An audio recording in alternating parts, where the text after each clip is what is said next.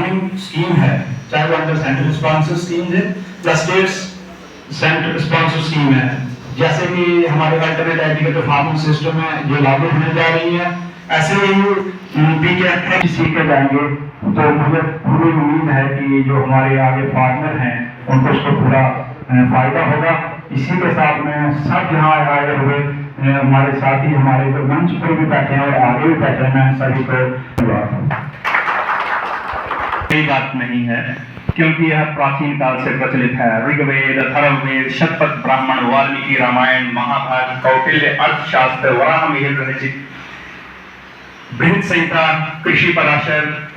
बहुत सारे अनेक ग्रंथों में कृषि संबंधित कोटिशः सिद्धांत मिलते हैं और इसकी व्याख्या बहुत लंबी हो जाएगी। खनिज आधारित खेती, मिनरल बेस्ड एग्रीकल्चर किया, इसमें कोई संदेह नहीं कि रासायनिक आधारित कृषि, केमिकल बेस्ड एग्रीकल्चर प्रक्रिया ने उच्च उत्पादकता के क्षेत्र में अच्छा लाभ दिया है, जिसने देश को बढ़ती भारतीय जनसंख्या के लिए प्रबंधन पर ध्यान केंद्रित करती है और एक समाधान के रूप में उभरी है। आज के यह कार्यक्रम 3 दिवसीय कार्यक्रमों की श्रृंखला में पहला कार्यक्रम है और 10 तारीख को है डेवलपमेंट यूनिट, 13 को ऑर्गेनिक जैविक खेती की ओर परिवर्तित करना, स्थानीय समूहों जो कि पीजीएस इंडिया पार्टिसिपेटरी गारंटी से हमारे joint director extension Satish ji, squash Jammu से आए professor साहबान SKC P Raj ji और हमारे मुख्य मेहमान जो कि आउटकाम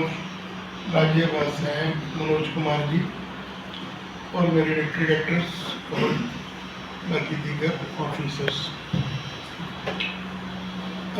जैसे कहा गया कि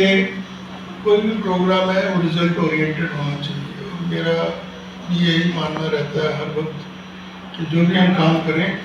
that should be result oriented, otherwise it's just a mere wastage of time. So मैं खुद भी फोकस रहता हूँ और उम्मीद करता हूँ आप लोग भी फोकस रहेंगे। जैसे कहा गया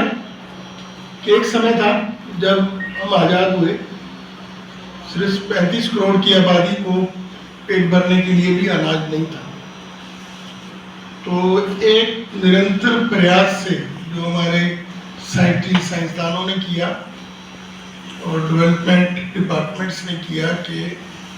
हाई यील्डिंग वैरायटीज़ को फॉरेन कंट्री से, मैक्सिको से लाया गया और उसने एक रेवोल्यूशन कर दिया जिसको हम ग्रीन रेवोल्यूशन के नाम से जानते हैं mid-60s में। तो उसके बाद एक बदलाव आना शुरू हो गया, क्योंकि उससे पहले हम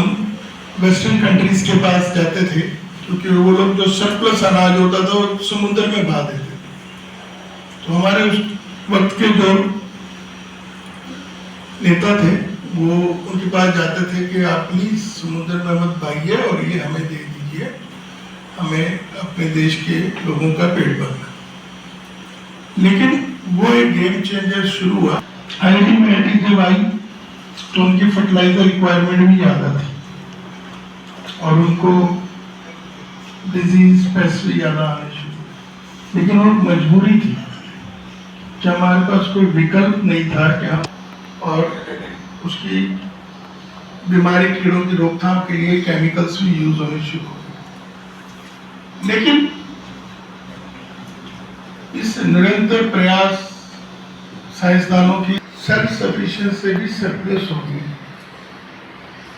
सड़ जाता है। तो सरकार का फोकस अब चल पड़ा कि पेट भरने के लिए तो हमारे पास अनाज है तो क्वालिटी फूड की तरफ चला जाए। ठीक है, हालांकि अगर इससे कुछ पैदावार हमारी कम भी होती है लेकिन हमें कोई चिंता की जरूरत नहीं है क्योंकि हमारे पास ऑलरेडी फूड सरप्लस है। करना चीज़ों को मुझे रिजल्ट चाहिए और अगर हमने ये मिशन पकड़ा है ऑर्गेनिक फार्मिंग का, सरकार का भी इसके ऊपर बहुत जोर है। उसके बाद नेचुरल फर्स्ट करूँगा अपने अपने क्लस्टर्स को इमीडिएटली रजिस्टर करवा के और उनमें जो हमने आपको उसका इस्तेमाल कराइए। आज का ये प्रोग्राम आपको आज का जो ये प्रोग्राम है, जो हमारे मास्टर ट्रेनर हैं, जो हमने 215 के करीब ऑर्गेनिक क्लस्टर जो पूरे जम्मू डिवीज़न में हमने आइडेंटिफाई किए और रजिस्टर किए हैं, उनकी ट्रेनिंग के लिए है कि वो किस तरीके से अपने क्लस्टर्स को आगे ले जाएं और किस टेक्निक के द्वारा हम इन क्लस्टर्स को ऑर्गेनिक अनाउंस कर सकते हैं, जिसके तहत एक TGS सर्टिफिकेशन जो एक सिस्टम है, जिसके तहत हम पूरे क्लस्टर को ऑर्गेनिक अनाउंस कर सकते हैं। और इसी के तहत और भी जानकारी दी जाएगी कि उस क्लस्टर्स में जो केमिकल यूज़ करने हैं फार्मर ने लगातार 3 साल तक, क्योंकि ये सारा प्रक्रिया जो 3 साल के बाद संपूर्ण होगी, उसके बाद वो क्लस्टर ऑर्गेनिक अनाउंस हो जाएगा। तो उसके बाद वो वहाँ की जो भी प्रोड्यूस होगी वो फार्मर उसको ऑर्गेनिक लोगो लगा के मार्केटिंग और ब्रांडिंग कर सकते हैं।